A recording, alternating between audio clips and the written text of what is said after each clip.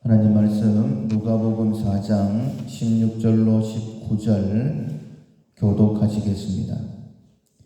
예수께서 그 자라신 곳 나사렛에 이르사 안식일에 늘 하시던 대로 회당에 들어가사 성경을 읽으려고 서심해 선지자 이사야의 글을 들이거늘 책을 펴서 이렇게 기록된 데를 찾으시니 곧 주의 성령이 내게 임하셨으니 이는 가난한 자에게 복음을 전하게 하시려고 내게 기름을 부으시고 나를 보내사 포로된 자에게 자유를 눈먼 자에게 다시 보게 함을 전파하며 눌린 자를 자유롭게 하고 주의 은혜의 해를 전파하게 하려 하심이라 하였더라. 아멘. 나의 목적을 안다라는 제목으로 6월 의지력 첫 번째 말씀을 함께 나누겠습니다.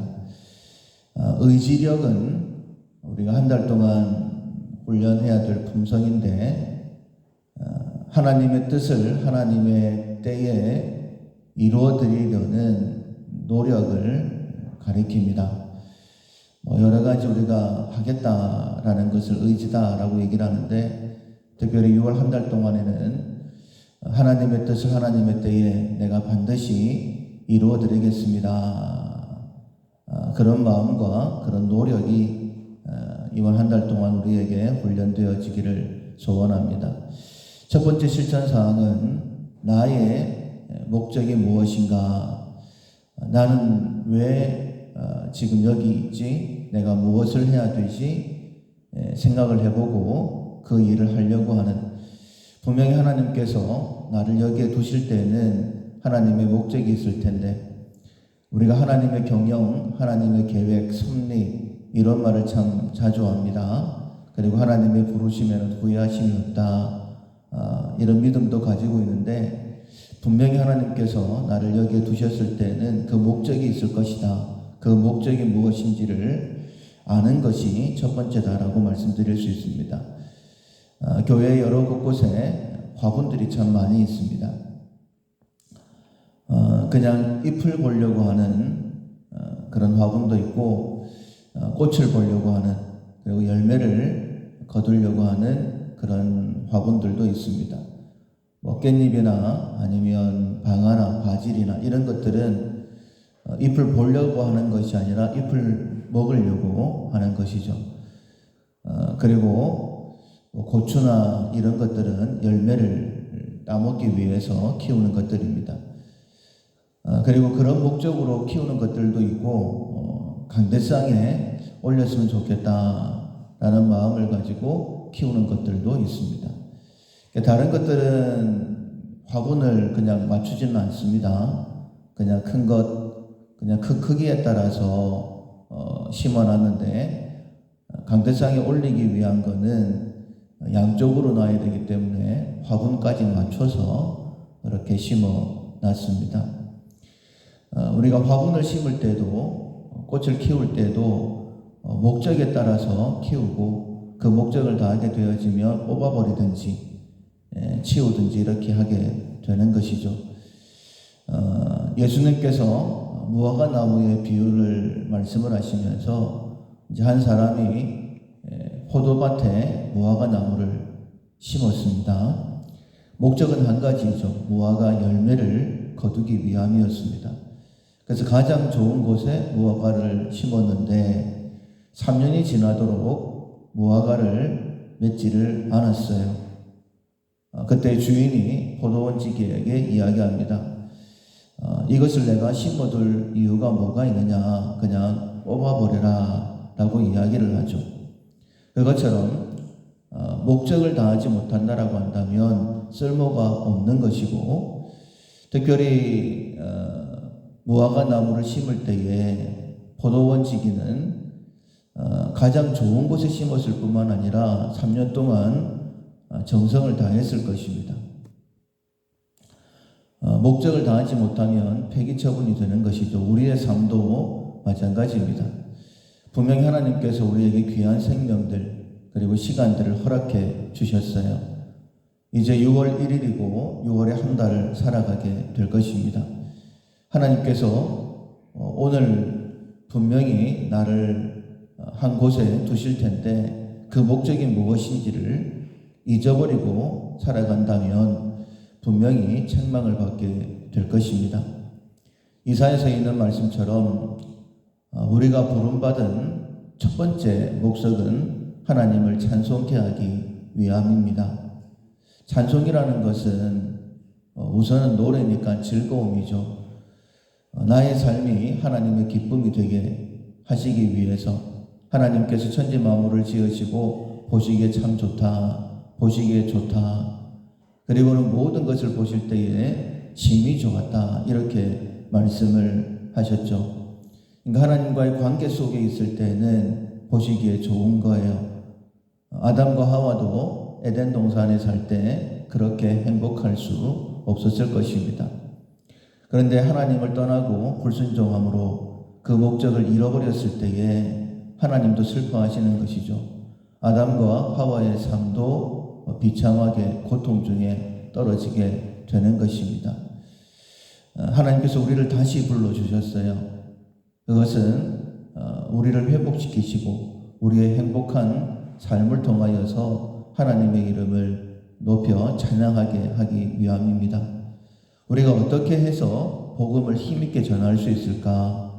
그것은 예수 안에 편안한 삶, 그리고 항상 기뻐할 수 있는 뭔가는 다른 밀라교회 성도들을 보니까 항상 웃는 것 같고 힘든 가운데도 있는데 참 얼굴이 편안하고 이런 모습들을 통하여서 하나님 살아계심을 증거할 수 있는 것이죠.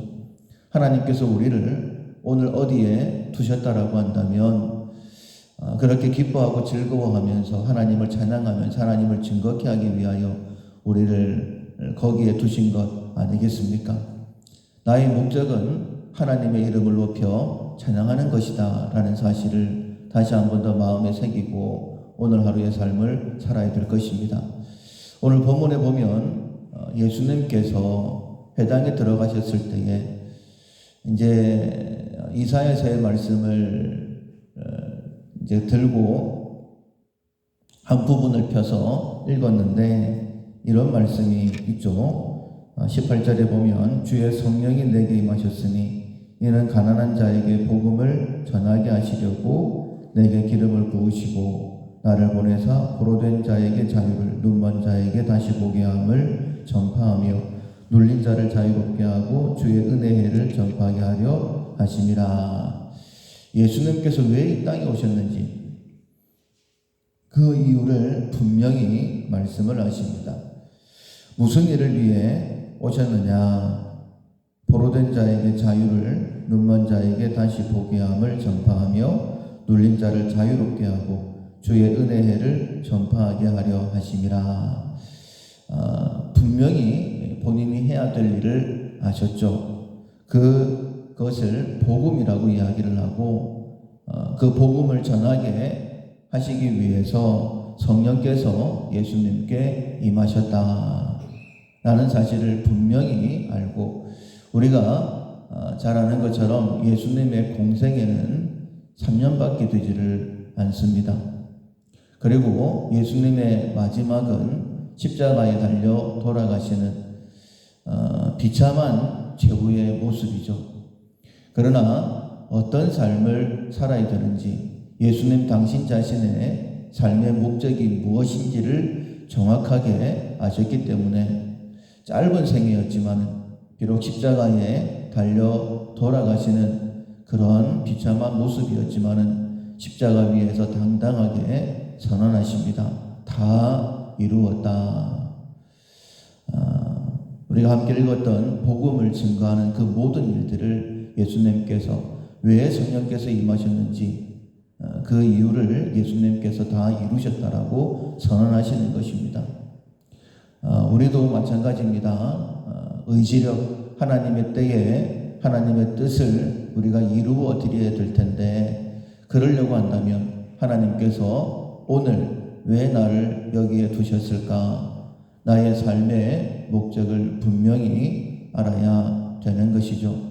하나님의 부르심 정확하게 깨닫고 나의 본분 정확하게 깨닫고 그 일을 이루어 드림으로 인하여서 예수님께 성령이 임하셔서 그 일을 다 이루신 것처럼 우리와 함께 하시는 성령의 도우심으로 인하여 내게 맡기신 사명 다 이루어서 행복하게 정말 하나님을 찬양하면서 하나님을 힘있게 증거할 수 있는 우리 모두가 될 수 있기를 6월 한 달 되기를 주님의 이름으로 축원합니다. 아멘. 찬송가 312장 너 하나님께 이끌리어 312장 찬양하시겠습니다. 너 하나님께 이끌리어 일평생 주만 바라며 너 어려울 때 힘 주시고 언제나